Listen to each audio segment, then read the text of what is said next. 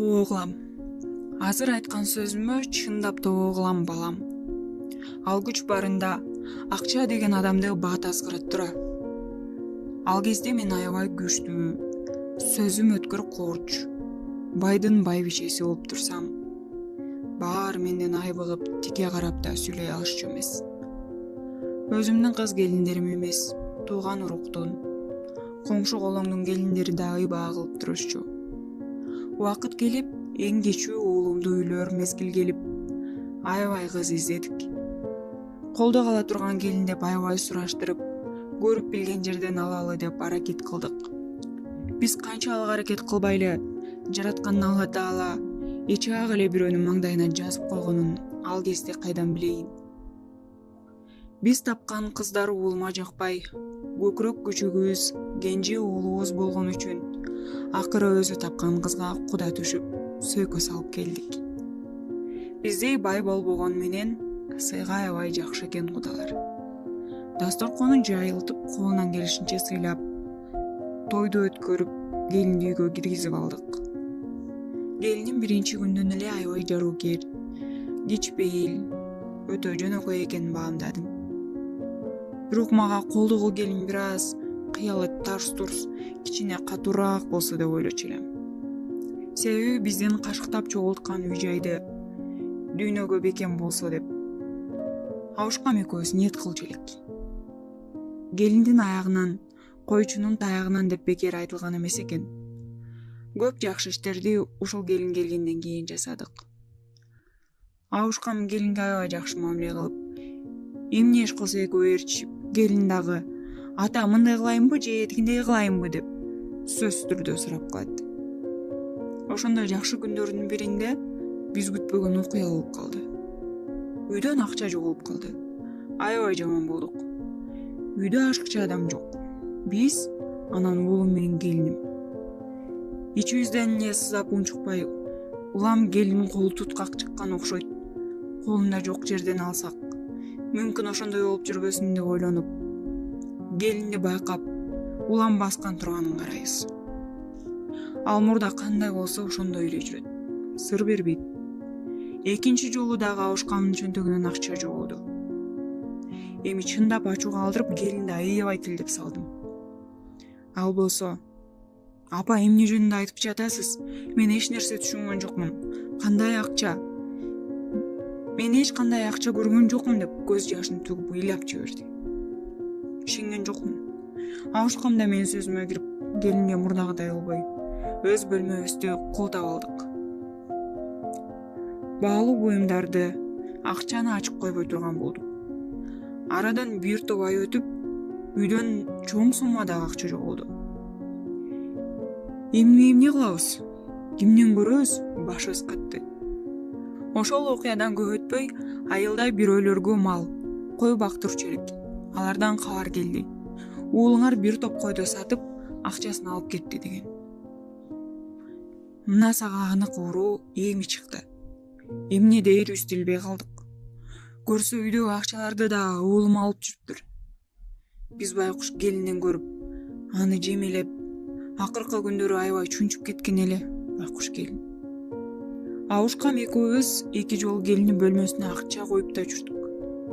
Бир жолу алардын бөлмөсүндөгү килемдин астына коюп койсок, келин үйүн жыйнаган кезде таап, ата үйдө акча турат го деп көтөрүп чыккан. Абушкам экөөбүз тең сыр бербей, кандай акча экен деп алып койгонбуз. Бир койгон акча ошол койгон жерде тура берген эле. Анда ан сайын башыбыз маң болуп, эмне деп ойлошту да билген эмеспиз. Эмне себептен, эмне жетпейт буга деп үйдө аябай ыйладым. Келиним чогуу ыйлап жүрөт. "Апа, балаңызга ыйман ынсап берсин Кудайым. Адашкан чыгар, көп кыжаалат болбоңузчу" деп мени кайра аяп жүрөт. Уулум ал акчаларды алган бойдон жок. Акыры чоң уулум таап келди. Бир нече убакыт өткөндөн кийин. Жаман балдарга кошулуп, кумар оюндар менен алек болуп жүргөн экен. Акча десе акча, кийим десе кийим даяр уулума. Баарына өзүм күнөөлүү элем. Жашым өтүп калган кезде төрөгөн уулум эле деп аябай эрке кылып, баардык айткан нерсесин даяр кылып берчү элем. көрсө баланы даяр оокатка көндүрүп үйрөтүү туура эмес экен. Баланы жаштайынан эмгекке үйрөтүп, өз оокатына тың болууну үйрөтүү керек экен. Бир жыл өтүп келиним уул төрөп, бир аз да болсо баягы жаман иштер унутта калып, үйүбүз жарык боло түштү. Мүмкүн уулду болгон соң уулум да өзгөрөт чыгар деп ойлодук. Башында жакшы көргөн аялын төрөгөн соң кол көтөрүүнү адат кылды. Мен келинден талап кылам: күйөөңдү башкар, каяка кеттиң, ким менен жүрөсүң деп сура. Сен катуу болсоң үйдөн чыкпасын дейм. Байкуш менден корккон үчүн күйөөсүнөн сураса, ал эркектик кылып, өзүм билем, ишиң эмне сенден сурап чыгышым керек бекен деп кол көтөрөт экен. Аны кайдан билдим? Кээде үйдөн чыгып кеткен боюнча жумалап келбей коет. Келгиче сарсанаа болобуз. Келини да ойлонуп, бул да бирөөнүн баласы, жаш болсо деп аяйбыз.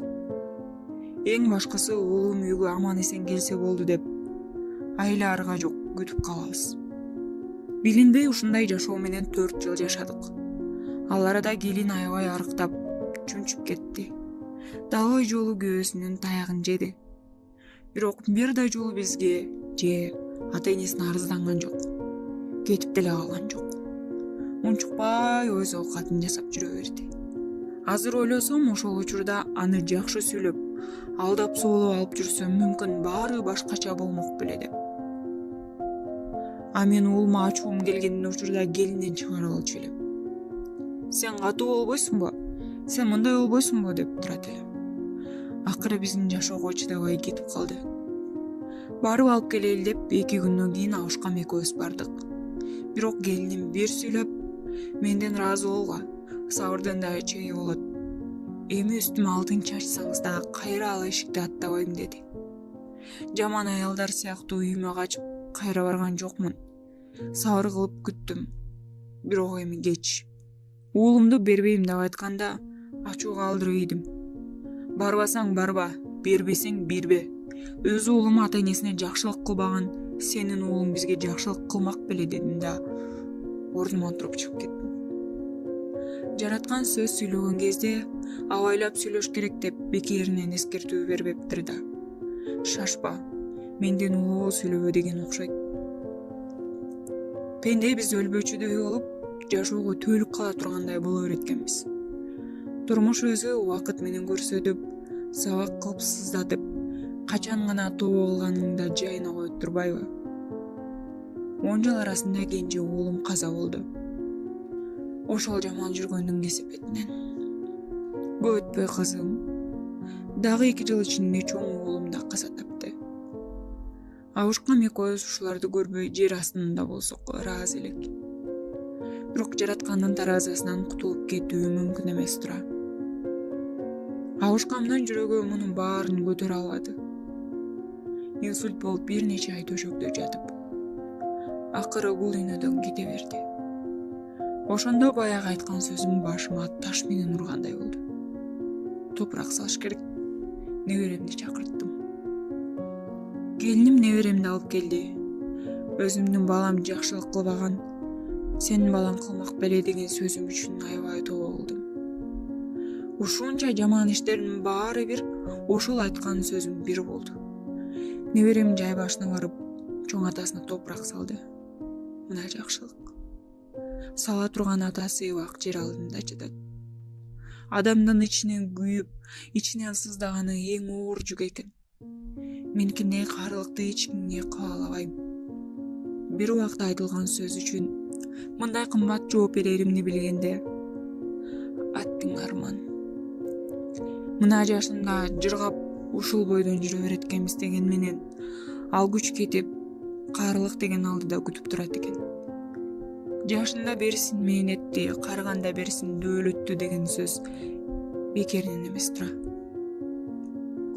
Келиним Куран окуп, неберемди таштап кетти. Сиз жалгызсыз. Кыздын балдары баары бир өзүңдүк эмес, бир аз жүрө турсун деп. Ушундай ыраазы болдум. Убагында ушул дөөлөттү, ак жолдо келинимди барктап алганда, мүмкүн мындай болбойт беле. Ким билсин. Нээси болсо да тобо кылдым. жалынып жалбарып тоо кылып жүрөм деп жараткан билип билбей кетирген каталарыбызды күнөөмдү кечирсин.